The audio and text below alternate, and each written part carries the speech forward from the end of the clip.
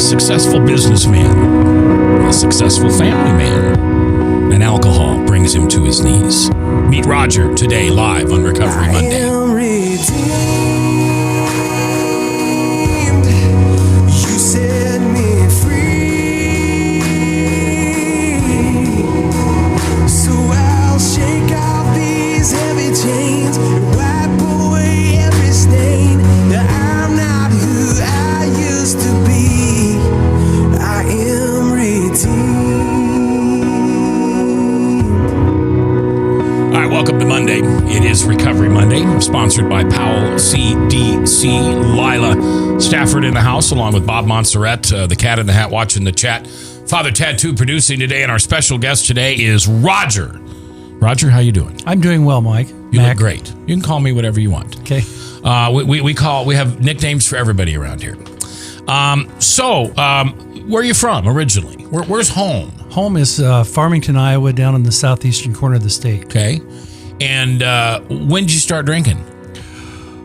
Well, probably around 14, had taste here and there, but my earliest memories related to alcohol were not of my drinking, but of my father and my grandfather.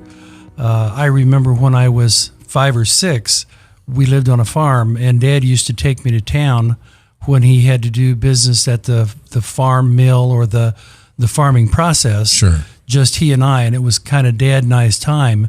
Well, after business was done, we always wound up at the local tavern, and it was just a very small, dirty old tavern as farm taverns go. My grandfather was typically there, and I would sit on the bar stool, as you could in those days, and have a bottle of, I think, orange pop, and a bag of sizzling potato chips. Yeah. What I remember most was Dad and Grandpa just talking, visiting, and drinking beer.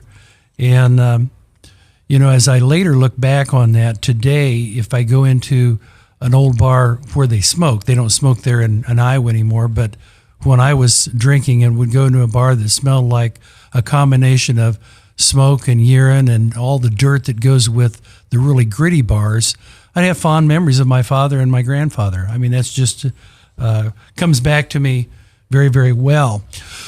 Yeah, it's interesting how you'll go someplace and you'll smell something, and you'll get a picture in your mind of what that smell reminds you of. Right, smells I are used very. to work in a place like that. I mean, you described it to a T. Yeah. So, go ahead. At any rate, I remember that. But what the other part of what I remember about that was when we went back home, Dad never mentioned to Mom where we had been. It became a creed, and I understood that was kind of Dad and I's secret together. So I think what that gave me in life was it was okay to drink and not tell your very important person in your life, and 2, it was not important to tell the women of your life the whole story. Oh. So that came clearly through my life in later years. When I was perhaps 14, I was at a friend's house, and we tasted gin out of a bottle in his parents' liquor cabinet, and I remember it was very strong, but I kind of liked the taste. And that was just on an occasion. And later, when I was 16, I worked at a farm where there was a hired farm manager that ran the farm, and I wasn't aware that he was an alcoholic, but it later became quite clear. He would, there were 3 high school guys that worked there, 16 and 17 years old, and at breaks he would spike our Pepsi with Seagram 7 if we so wanted. Oh. And that gave us a real clear taste of, how good that whiskey was in those days. I do recall it was a turkey farm, and so there were brood houses, and in a season we'd run 60,000-70,000 birds through the brood houses. I do recall once of walking into a turkey house and finding him laying on his back in the middle of the turkeys, and scared the tar out of me. And I ran back to the house and got his wife, and I said, "Your husband is dead. You got to come down here right away." Well, she didn't get too excited. I thought, this is kind of strange. At any rate, she went down and grabbed the guy and slapped him a few times, and he got up and said, "Roger, I was just taking a little nap there." And I thought, that's kind of a strange place for a nap. So that was when I really understood that he was an alcoholic.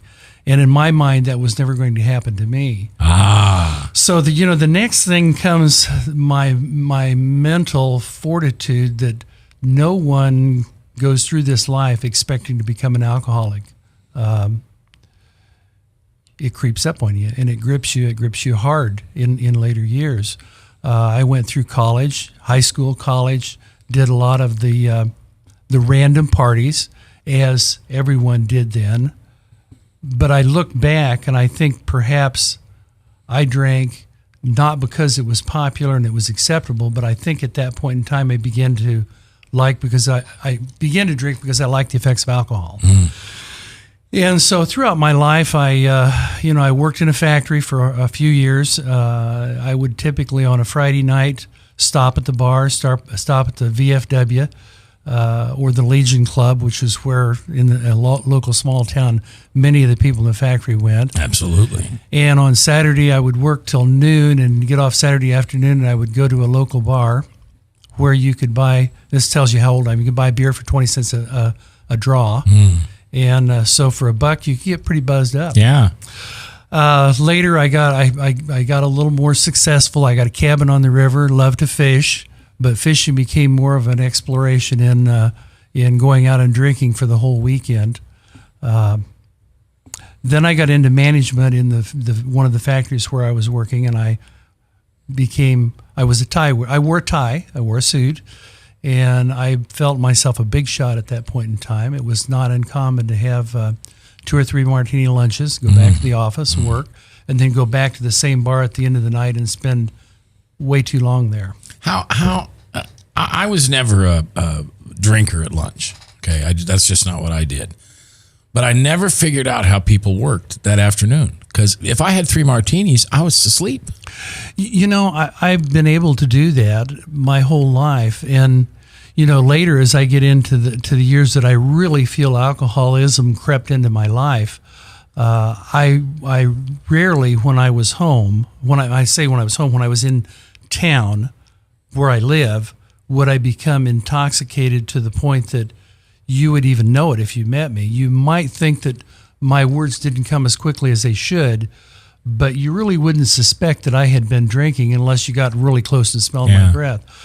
I somehow had the ability to drink a lot of alcohol and bring myself to a certain level of high and stay there continuously until nighttime and then just kind of crash and sleep. But sleep patterns become bad in the last few years. And when I say bad, I would crash in the recliner at 7:30 or 8, and then I'd wake up at 3 in the morning. And 3 in the morning is a terrible, lonely time. It's a time in your own head, and I couldn't go back to sleep. I was living 2 lives, the life I wanted people to believe I was living and the life I was living. Now, at this point in your life, when you got that job wearing the tie and you thought you were a big shot, are you married yet? Oh, I was married. I had 2 children by then.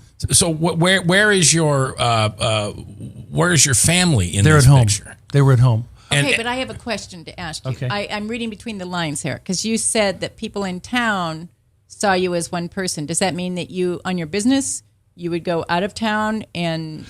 Let me back up. There's a story of 2 lives here. Not only the 2 lives I led concurrently, but the fact that my first marriage ended in divorce when I was around 30 years old. Okay. And at that point, I was living in another smaller Iowa town, working in an industry that the management group all typically drank. It was very, very common.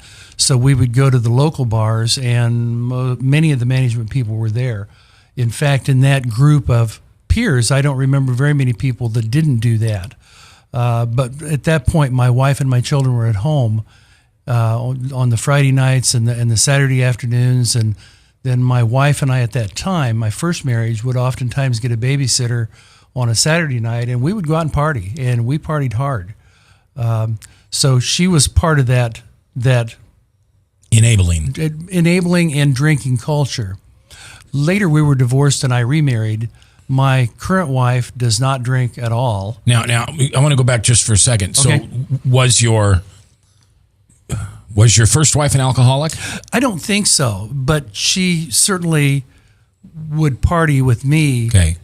but today I don't have much contact with her, but I don't think she drinks to any excess Okay. amount. Was today. alcohol a part of the problem there at all? I think it was, because what I find happens with alcohol is you soon begin to have different values. Your values are all about Absolutely. yourself. And when you're selfish, you can't share well with people. And that's what I mean by living two lives. At any rate, though she partied with me part of the time, there was a lot of the time she wasn't there, and that was my time. And that's the way I viewed it, and that's the way I viewed me being the important breadwinner, the man of the house, if you will, which is the era I grew up in.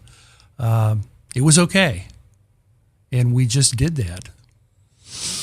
My guest today is Roger. Lila's here. This program is sponsored on Monday by Powell CDC. And Roger, you went through Powell. We'll get there later, but you were a student, client, patient. What do you call them? Client.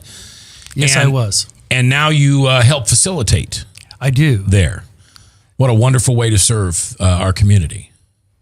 And to that end, I think the altruism involved in helping other people is what helps keep me sober. Yeah. Because I'm so busy caught up in the lives of other people that I don't even have time to think about that anymore, which is a great place to be. Yeah.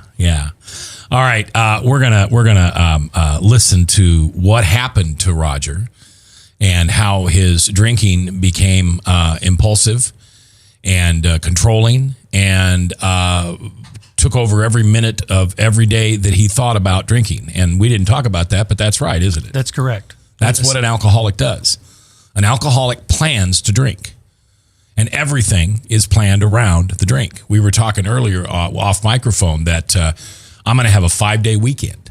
And what I would have done before is I would have made sure I had 5 or 6 bottles of gin, and I would have made sure that I had all the other things that I needed, and I would just camp for the weekend. And one of my favorite things that I used to love to do, and this is just going to sound horrible, but if I'd wake up at 3 a.m. and I didn't have any place to go that next day, or I could rearrange my schedule, I'd start drinking again.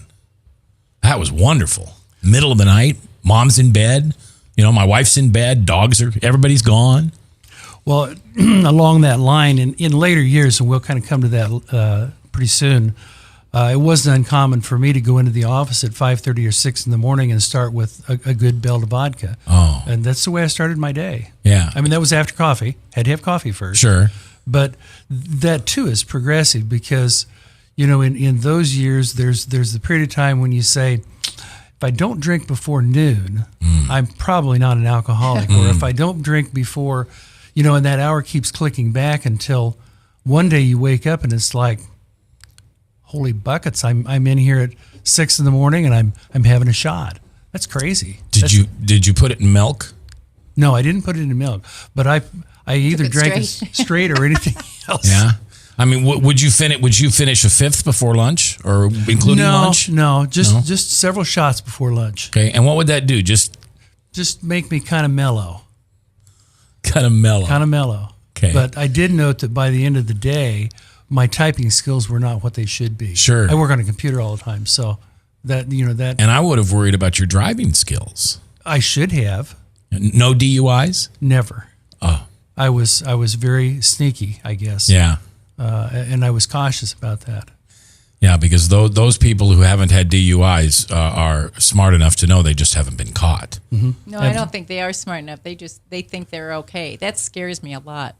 When people say, well, I never got a DUI, it's just because they were at the right place, I guess. Or, Yeah. They were lucky, yeah. Yeah. I mean, I know there was many times I should have. Oh, absolutely. I think that's true with all of us. Yeah. And then there are those of us that had 2 and didn't mean anything. Didn't even make me think I had a drinking problem. I didn't have a drinking problem. I had a driving problem. You had a problem with those cops that caught you. Yeah. For the last 9 years of my drinking career, I never drove and drank. Never. Not even one little bit, because I was never going to put my family through another OWI. All right. It's Recovery Monday, brought to you by Powell CDC. Lila and Bob and Roger and Father Tattoo. And we're coming back live here on 99.3 KTIA, Iowa, powered by webcast1live.com.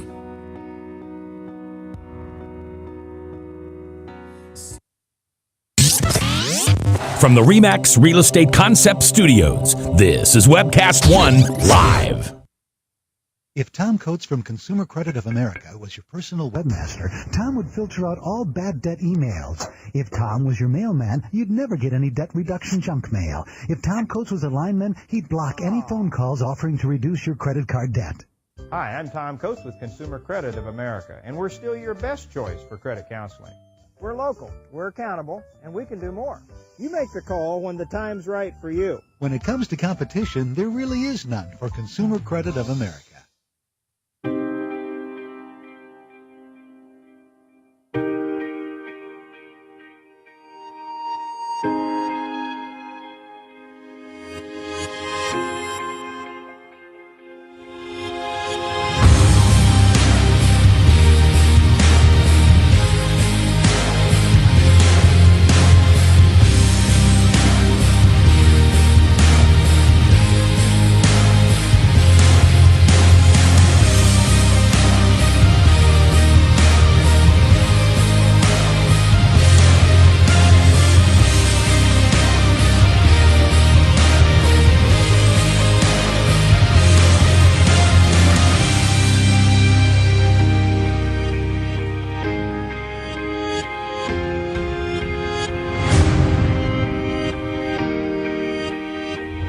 The dawn of a new era begins.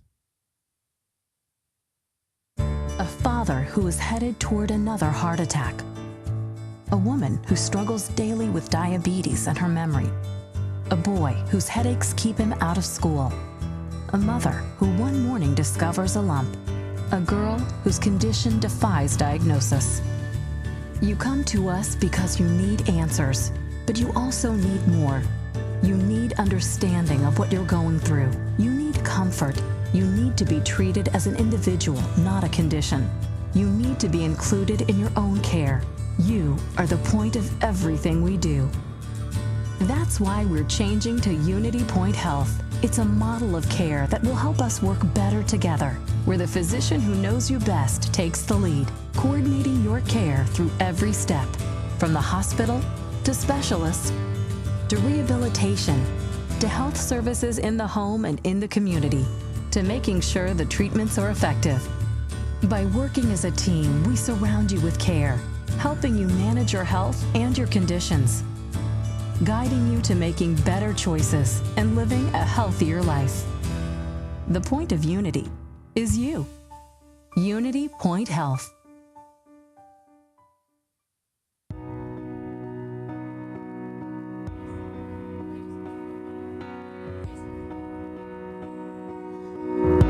We are back, Recovery Monday on a Monday, sponsored by Powell CDC. Why do we do shows like this? And why do guys like Roger and Lila expose themselves, tear down their anonymity, and put our lives out there? We do it because that's part of the program, believe it or not. The 12th step is, and I'm not going to, can you say it verbatim? I can't say it verbatim, but it's basically, now that we've had a spiritual experience, we seek to help others who suffer from alcoholism. And the best way to help people is to share your story, because somebody out there, there's a businessman out there right now. It might be you. Maybe it's your husband. Maybe it's your father. Maybe it's your brother. But there's a businessman out there who says, wow, 3-star martini, I know what that feels like. And, oh, a shot of vodka in the morning. Sure, once I became the boss, I could do that. Nobody was going to catch me. And something inside of Roger's story is going to, kind of thump you on the head and make you realize that maybe, just maybe, there's an issue in your life or in somebody else's life. And always remember that Powell CDC is there for you. It's confidential. You can call Powell, come in, outpatient or inpatient, either way. They have incredibly trained counselors like Lila that understand this disease and where you're coming from and how you can break out of that life into a life that you simply, and pardon me if I sound a little arrogant, but you have no idea how good your life could be. You have no idea how much serenity and peace and authentic joy can be in your life if you put the cork back in the jug. And people at Powell know how to help you do that because you can't do it alone. But it is time that you did it. My guest is Roger. So we're at age 30 now. Big shot. Yeah. Divorced already? Are you remarried yet? Shortly thereafter. Shortly, okay. 31, 32. I don't remember exactly. But you didn't marry a woman that drinks. I did not. Was that on purpose? Oh, I think it was totally coincidental. Okay. I think I just happened to fall in love with the right person. And we were good soulmates, especially in the early years before the drink got a hold of me. Did she know that you? She knew I drank. Yeah. She didn't. At that time, I don't think I was drinking more socially in our early years of marriage. I don't ever remember getting drunk for years and years after she and I got married. I had too many more important things to do. There was also a period when I had dropped out of college during my first marriage. There was a period I went back to school to work on my degree, and I did get that degree. And I spent about 3.5 years and had virtually nothing to drink during that time because I was just too busy. I was busy doing things that was important to me and I thought would be important to my family, and that was getting a degree. And on that point right there, most people would say, well, he's not an alcoholic then. He quit for 3.5 years. He's not an alcoholic. He doesn't drink in the morning. He's not an alcoholic. He doesn't drink every day. But it got worse later. Okay, tell us that story. Get us the to only people that say that are alcoholics. Yeah, that right. I'm wondering. Well, as I said, I went that period of time and didn't drink. Graduated from college cum laude. I felt, really pretty good about that. Then I was back into having graduated, working for another company, working for a business, and again I was here in Des Moines at that point in time. It wasn't uncommon to stop at 801 Grand of an evening with business associates. Later, I got into purchasing. I was traveling internationally, and when you're on your own, there's nobody to monitor what you're doing but yourself, and that's herein lies one of the problems, that you're not necessarily honest with yourself. And the further I got into that pit, the less honest I was with myself. When I was that period of years persisted. I had some drinks. I had drinks when I was traveling. I had drinks with customers, drinks with clients during the business years, but rarely was intoxicated. And in those days, I worked in an office, so I didn't drink until I left the office in the afternoon. Okay, there were no more shots of vodka in the morning. No more shots. No, there were no shots of vodka in the morning at that point in time. And it hadn't happened yet. At that point, there were no martini lunches because it was a different setting. Sure. It was strictly business during the day. Then, when I was 49, I left the business and started my own business. And the first few years was startup years, and it was tough. I worked really, really hard. I worked a lot of hours, and I traveled a lot. But in those travels, I found opportunities to drink and more opportunities to drink. And as I had my own business, and again, you're at the top and there's really no one there monitoring you, I began to drink more and more. And at one point, my wife suspected and knew that I was drinking more than I should. And I think that was perhaps 3 or 4 years before I went to Powell. And I will never forget, my wife sat down with me one day and she said, maybe you ought to look into Alcoholics Anonymous because you seem to be drinking too much. And my response was, no way. And I didn't say it like that. I said it very firmly with a couple of expletives, that I would never quit drinking, that I liked to drink. I enjoyed my wine, and that was the beginning and the end of the conversation. But because there was that situation from her, I began to hide a little more, and I began to drink a little more in her absence in my travels. And that's the point in time that I felt the bottle really begin to grip me and pull me more and more toward what I saw in my grandfather in his later years. I was 61 years old when I quit drinking. My grandfather was a very successful businessman his entire life, drank himself to death at the age of 67. At 61, you can see that coming. Yeah. But I was hiding it. I was living two lives. My sense of values were with the alcohol, and every day was planning the alcohol, planning the drinking. If I was traveling, I knew what hotel I was going to be in. I knew where the bar was going to be, how far away from the bar I would be. Were you enjoying the alcohol at the time? I did. I would be remiss to say that I wasn't having a good time, but the good time was at the expense of family values that today I hold much higher esteem for, or put much higher in value. And for and what Roger just said is so true, and that may be one way. You know, the magical question: do we have an answer for the question? How do I know if I'm an alcoholic? I mean, we really don't, do we, or do we? No, we joke around and say if you're asking, you probably are. Right, but there is no telltale test that tells us yes or no. But I think that is certainly a part of every alcoholic's life, is that you literally plan your day around your drinking. There are tests, by the way, that you can take, and it'll tell you the likelihood. Yes. But I remember going to Washington, D.C. On a very important trip to speak to a group of people, 1,000 people. And first thing I did when I landed was go through my speech? No. Go around and see who was in the hotel that I could say hi to? No. It was to find the closest liquor store.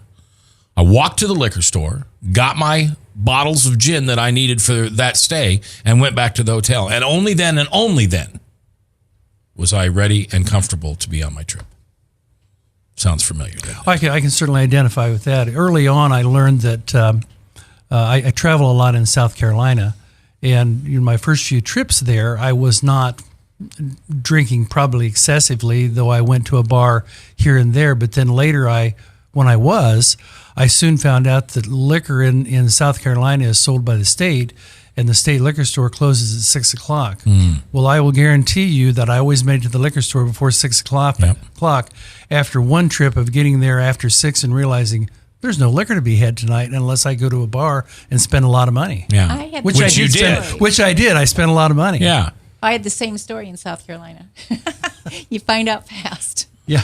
State-owned liquor stores close at 6. So then I found that I stopped at the same liquor store because it was just convenient on my trip and travels, and stocked up. Our guest is Roger today, and we're talking about his alcohol career, his alcoholism. We call it a career in drinking. When did it really get bad? I think the last 2 to 3 years before my wife rescued me, and I say that in that I had come home from a trip, and I do recall that I'd been in 3 or 4 different hotels, and I was heavily intoxicated. And when I got home, my last drink was at the Des Moines airport, landed, and I found that I could get into the bar because they're slow with luggage in Des Moines. Excuse me, guys at the airport. But at any rate, I could get into the bar and I could have a couple of doubles before I went to pick my luggage up. So that was always my routine, even though a lot of the time I was flying first class, so it was free alcohol on the flights. Would do that. I did that. I went home, and for some mysterious reason, she would not allow me to be myself the entire weekend. And what do you mean she wouldn't allow you to be yourself? She was within eyesight of me. Oh, by yourself. By myself. Oh, okay. Yeah. Couldn't get to the office. I own my own office. Couldn't get there. She seemed to tag along, and she felt that if she could get me good and sober, dried out for more than 48 hours, she could perhaps sit down and talk to me, because I was not the nicest person when I was drinking on a regular basis. Yeah. So come a Sunday night, we went to the office together, and I'll never forget this day. I sat down at my desk, and she sat down across from me, and she said, "Roger, will you come across the desk and sit here beside me in the chair?" And I did, because she didn't want that desk between us. And she leveled with me that she had found out a lot about how much drinking I was doing. and that she had talked to our family physician, and she had made an appointment for me at Powell. At this point, I had reached my bottom, not because she was approaching me, but I believe I had reached my bottom before I ever came home. People talk about being sick and tired of being sick and tired. Yeah. But what I was getting tired of was having to run the plan, manage the interference of living two lives. My daughter was in our business with me as a partner, and because I was not honest with her either, it became perfectly clear to me that if I wanted my family, I had to give up alcohol. And frankly, I wanted my family a whole lot more than I wanted alcohol. Were you given ultimatums? Yes, Okay. but not in so many terms. I mean, I understood very clearly that the relationship would be over if I continued drinking. So we went to Powell on a Monday morning, and I met Lori, I think, Lori there, and it was not a happy time. It was not an easy time. There were tears streaming down my fighting face. it? I was fighting it. Okay. Were you because inpatient or outpatient? I was outpatient. Okay. Because I didn't know where it was going to end up. I didn't know. At that point, I knew that I needed to do something different. I didn't know what it was, and I didn't know that if I could ever be happy at that time. Resemble any of that? Maybe your dad or your grandpa? Maybe your father? Maybe you. What happened? We just heard it. That's his bottom. Now, what's his life like now? Coming up, Roger's our guest here on Recovery Monday with Powell CDC. I'm J. Michael McCoy. If I haven't told you lately, thanks for listening. I love my job. Couldn't do it without you.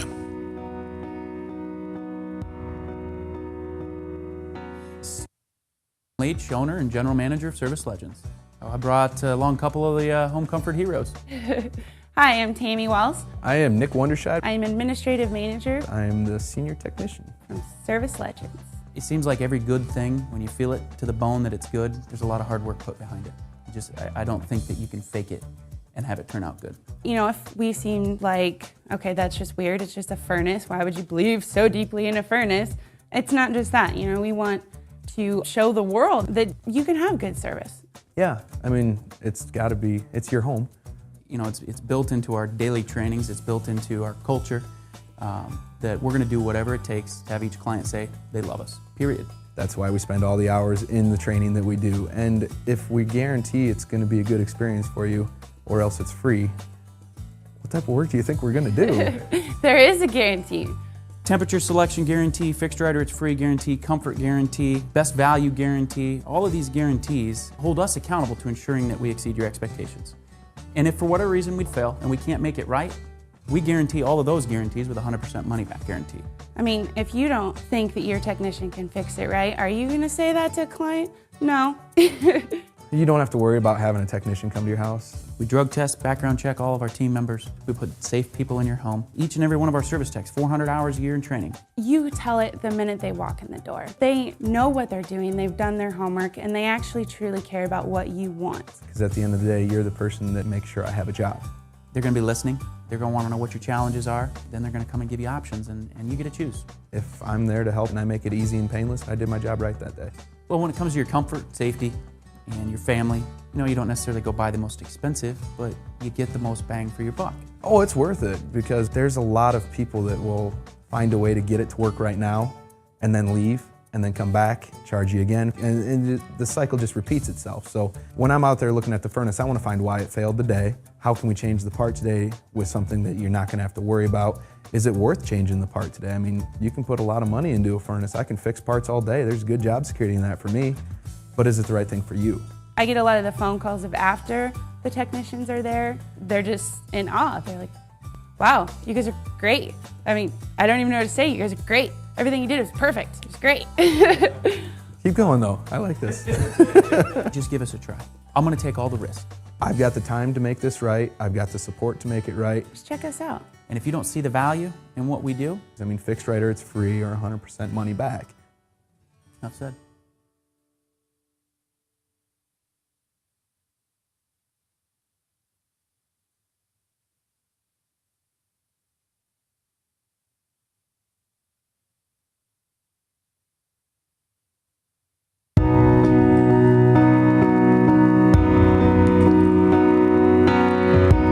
It's Recovery Monday on the very first day of July in the Lord's year 2013. We are halfway through the year 2013. And you know, for old guys like us, that's scary. I remember when the millennium hit, it was just like, I'm living in Star Trek. You know, this is the future, and here I am. And now we're almost to 2014. That's just amazing. Recovery Monday is a locally produced radio and web-based program with local people in recovery. Many times on our national show, Restoring Hope Live, we have people from all over the country who are in recovery who tell their stories. But this is a special program that Powell CDC sponsors exclusively for people who go through Powell CDC. Well, you might say, Mac, it's just a big info commercial. Okay, if you want to look at it through those cynical eyes, I see it as a gift from God, that he brings people together locally who can share their stories. Because if you for somehow resemble Roger's story, or you think someone in your family does, you can call Roger and sit down with him and have a cup of coffee with him, or meet him at Powell one evening, and he can tell you his story and he can help you. He can help you. Maybe it's not you. Maybe you're like Roger's wife. She suspected something and she didn't know what to do. She didn't know who to turn to. Well, she found Powell. How did she find Powell, by the way? Through our family physician. Okay. So she found Powell, and Powell made this all happen. A miracle happened. Because when you finally stop drinking and you finally start living, then you are a blessing to your family, your friends, and everybody around you. Because I don't know if you know this. If you're in the middle of a heavy drinking career, everybody's talking about you behind your back. Everybody's wondering if you're going to be a jerk at Thanksgiving, or whether you're even going to show up, or whether if you mention the slightest little thing, is Dad, Grandpa, Bob, Grandma going to go off and ruin the whole thing. I never realized the impact that I had on my family, because I was a solitude drinker. I very rarely drank around anybody else. I drank in my own bar, or I drank at home, and my wife would go to bed and I'd just sit up and drink. And I didn't think it had any impact on my family. But as we learn, as we go through 12 steps, an alcoholic brain functions in a certain way, whether we have alcohol in it or not. And we're a little bit loco. Okay, a lot loco. And it's people like Roger telling their story that helps us understand. So you go to Powell, you're pissed, your tears rolling down your eyes. Tell me what you were thinking. I guess what I was thinking more than anything else was, if I quit drinking, how do I function in life? Because everything in my life revolved around having a drink, medicating the tough times. In business, there are ups and downs. There's good days and there's bad days, and I tended to drink to celebrate the good days and drink to drown the bad days. And it was just the way I operated. So the idea that I wouldn't drink the rest of my life was scary. I didn't know how to do that. Yeah. You didn't have a substantial something to take its place. I did not. Let me say, I've always believed in God from the time I was a small child and went to Sunday school and church in a Iowa Christian home, but it never took a strong place in my life.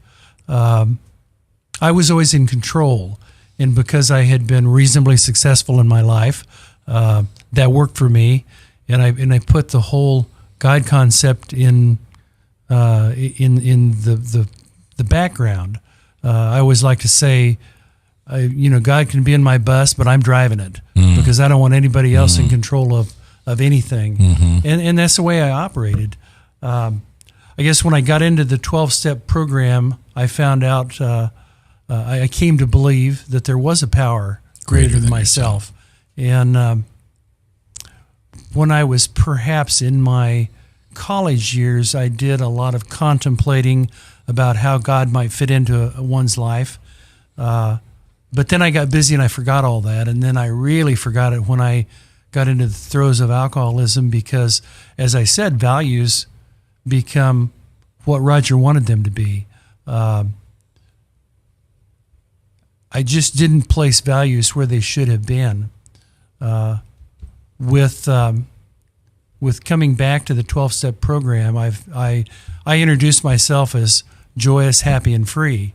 And only an alcoholic knows that free means free from the bondage of alcohol, because I am. Will I be the rest of my life? I don't know. I will be the rest of today. And, we have to take it one day at a time.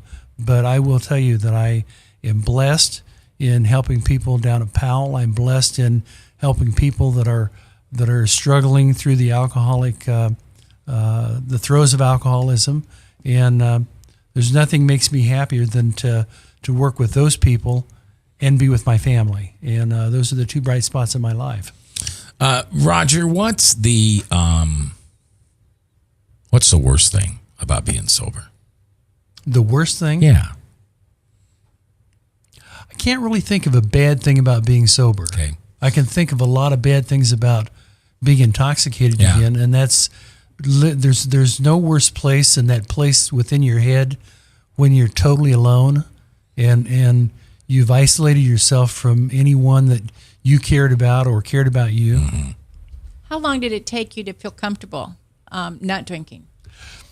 The first 30 days were just kind of a blur.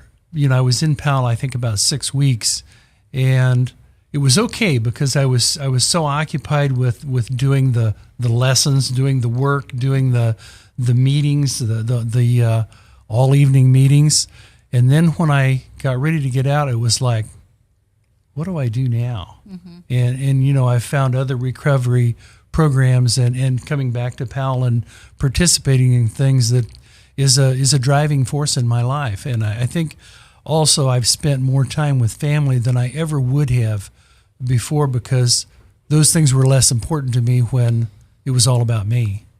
Mm. So the worst thing about stopping drinking for me is I don't sleep. I wake up at 3 a.m. and I'm wide awake. And so one of the things I've started doing is I bought a tablet, an Android tablet, mm-hmm. and I have 3 bookmarks, and they are my 3 favorite preachers. And I will lay in my bed with my eyes closed, and I will listen to sermons. And one night, my granddaughter was spending the night, and they walked by my room, and she heard that in there, and she said, "What's that?" And my wife said, "Well, Grandpa likes to listen to sermons to fall asleep." And she said, "Oh, those are like his lullabies." Oh. And so, and just last night, I was awake at 3-something in the morning, so I listened to a couple hour long. But I do wish I had my sleep back, but it really wasn't sleep anyway. It was really blackout, knockout, dropout, out cold. You never get to that REM sleep when you're drunk. Where right. yeah. Right. So it's never restful. Yeah. Well, and I don't think I get to it now, to be honest with you. And it certainly isn't enough for me to consider going back and drinking. Oh my gosh, no. What time do you go to bed? I go to bed early, and that's one of the problems. Yeah. But when I was drinking, I was in bed by 9. Boy, when Fox 17 added that 9 o'clock news, that was the greatest thing in the world because I got to see the local news and go to bed at 9:15. No more Kevin Cooney time, till 10:15, 10:30. But anyway, it's that's nice to have you say that. Well, I mentioned sleeping patterns earlier, and my pattern was that I would go to sleep very early, 7:30, 8 o'clock in the recliner, to get up, go to bed at 10 o'clock, and then wake up at 3. And again, I can't stress enough how, as you will know, 3 o'clock is a lonely hour. Yeah. But it was because that was the way I was wired. Today, I can sometimes sleep till 7 or 8 o'clock, which is a miracle. Yeah. It's an absolute miracle. Yeah. You have to, when you get sober, sometimes you have to start setting the alarm, which you never had to before. Mm-hmm. Mm-hmm. All right, we're going to come back with our last segment. If you've got questions, phone lines are open, chat's open, 1-855-244-0077 right there on the website at webcast1live.com. This is Recovery Monday, brought to you in full by Powell CDC, Lila Stafford in the house, Bob Montserrat, and our guest just Roger. We'll be back. From the RE/MAX Real Estate Concept Studios, this is Webcast One Live. If Tom Coates from Consumer Credit of America was your personal webmaster, Tom would filter out all bad debt emails. If Tom was your mailman, you'd never get any debt reduction junk mail. If Tom Coates was a lineman, he'd block any phone calls offering to reduce your credit card debt. Hi, I'm Tom Coates with Consumer Credit of America, and we're still your best choice for credit counseling.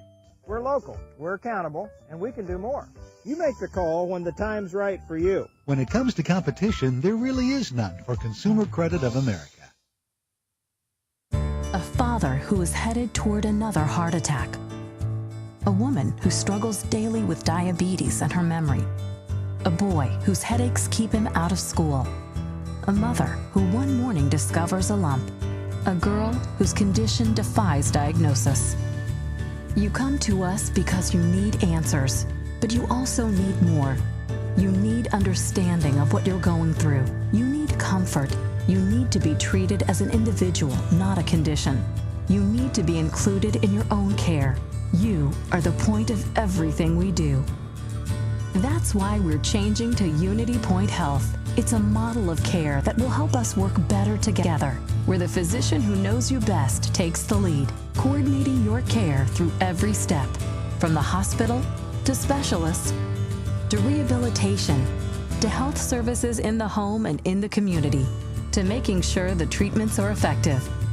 By working as a team, we surround you with care, helping you manage your health and your conditions, guiding you to making better choices and living a healthier life. The point of Unity is you. Unity Point Health.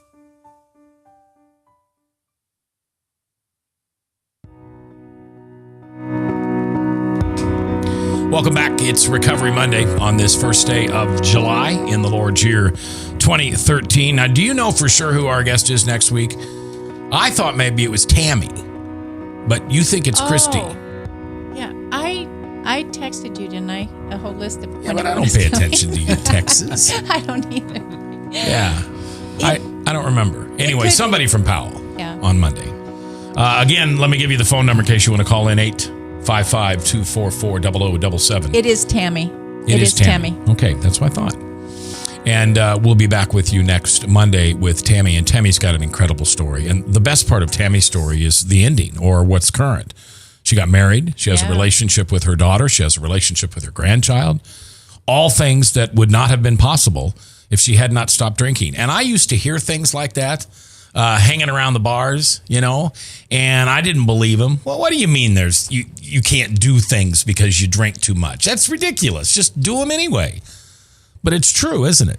Well, the problem is the drinking becomes the priority and not the other things that should become a priority. It's not that you necessarily can't do the things with family. You just really don't give a damn. Right. And your whole process is, when can I have the next drink, and where will it be, and how can I drink as much as I want? Yeah. Because I was the only person in my family that drank. None of my kids. Well, I got one son that likes to drink a little bit, but he doesn't have a problem. He's a normie. Yeah, he's a normie. Yeah. Oh, didn't you hate that term when you first got in? Do you remember me in the beginning? I used to pound my fists and say, we're the normies. We're the ones that are normal because we're willing to take a look at our lives and fix them. And then I finally figured out, no, I was wrong on that. My wife was the normie. But so, you know, it wasn't like I could go to my daughter's house where the grandkids were and she'd have a bottle of gin for me. I mean, if I had taken a bottle of gin over there to have her keep for me, she probably would have lost it or said no. And so for me, it forced me to be home all the time by myself. And my wife would end up being kind of a single mom, you know, a single wife out and about. So you said that there's really no bad things about not drinking. What are some of the things that you have in your life today that you just don't think you'd have if you weren't sober? Well, I'm sure I wouldn't have my wife. I wouldn't have a relationship with any of my children. I have 3 daughters, and I have a very strong relationship with 2 of them. One is a bit estranged, unrelated to my alcoholism and probably more related to some of her addiction issues. I would not have the relationships with my 3 grandchildren I do. I have a 22 2-year-old grandson that lived with us during the period of time that I was going to recovery, as he was going to DMAC in college. And that has become a pretty good relationship. I have a 3-year-old and a 6-year-old granddaughter, and Papa is just about the most important things in their lives right now. Mm-hmm. And I spend every possible moment with them I can. And so those are the things I wouldn't have. I might still have my business. I can see the last couple of years with the drinking, I wasn't giving it the attention I should have, and I'm back in focus. One of the alcoholics that I got to know some years ago when I was in the process of starting recovery told me that it would, for every year I drank, I would have to have 30 days to clear my head.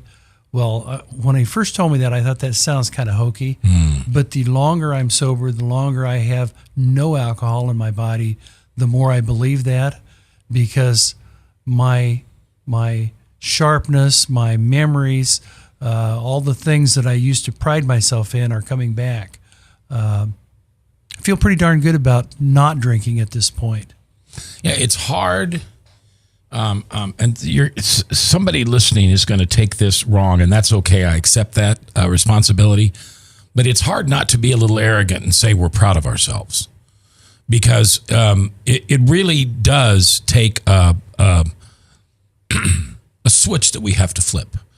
And in the beginning, we're flipping that switch, and later on, it just automatically is flipped. But the concept of turning our will and our power over to the God of our understanding just doesn't make a lot of sense when you're in the throes of alcoholism. It seems kind of opposite. Well, most people, when they're in that place, have not taken God along with them, and so they aren't real familiar with God, or they've decided not to have Him as a higher power. So to turn your life and will over to something that you don't know very much about is very hard. Mm-hmm. So it's usually being in a program for a while or getting to know who God is or their higher power before they can actually turn things over. Roger, if you could go back in time and stop alcohol from ever being invented, would you? I don't think so. Okay. I don't have any problem with people that do drink and can drink socially, and I'm quite envious of those people that can sit with a glass of wine and walk away from it when it's half full, because I couldn't do that. Yeah. I had to lick the bottom of the glass, and if there was any more in the bottle, just continue to. Yeah. I just couldn't do that. But I don't have a problem with being around people that do. My daughter and my son-in-law will typically have a glass of wine with the meal, and they didn't for a period of time after I stopped, because they didn't want to tempt me. But I've told them, hey, it's okay, and I'm comfortable with that. Occasionally, my wife and I will go to Jethro's, and we'll sit at the bar if the tables are too full, and she'll ask me, well, does this bother you? It really doesn't. But I still enjoy talking to the people at the bar. There's some socialism there, I guess. Let me back up to one other thing that I think hit me really hard. When I started my own business, I came from a venue where I had a lot of people reporting to me and was involved in meetings all the time. When I started my own business, I was kind of a one-man show for several years. And every afternoon at 3:30, it was really great to get away and go to the bar to drink. And that was for social reasons, but then later it became not to go to the bar to be social, but to go to the bar to drink. Yeah. So there was a change in that period of time somewhere in there that gripped me like a boa constrictor. They say playmates and playgrounds. Where can't you go? Who can't you be with? I would choose not to be with people that were going to the bar to drink. Okay. I would just choose not to do that. Okay. I've changed my set of friends. Yeah. I have something here I want to read that Go ahead. that I discovered when I was going through the early years of the recovery. We got about 1 minute. Okay. I found a quote by the Dalai Lama, and it reads, "We are social creatures who need to discuss our problems with others, whether it be those who care about us or those who have faced the same problems we have. When we are alone, problems fester. By sharing, we gain perspective and find solutions. I stumbled across that reading during the time I started recovery, and it became very meaningful to me. And I've returned to a life of reading that I just didn't have time for when I was going to the bars. Roger, thank you. Thank you. Thanks for sharing your story, but most importantly, thanks for the people that you help eyeball to eyeball. It means a lot to them, I know. Lila, thanks for being here. Bob Montserrat, the Cat in the Hat, Father Tattoo. I'm Mac. And until I see you again, do me a favor, would you, tonight, when you lay your head down on the pillow and you pray for yourself. Pray that God fills you with his glory tonight.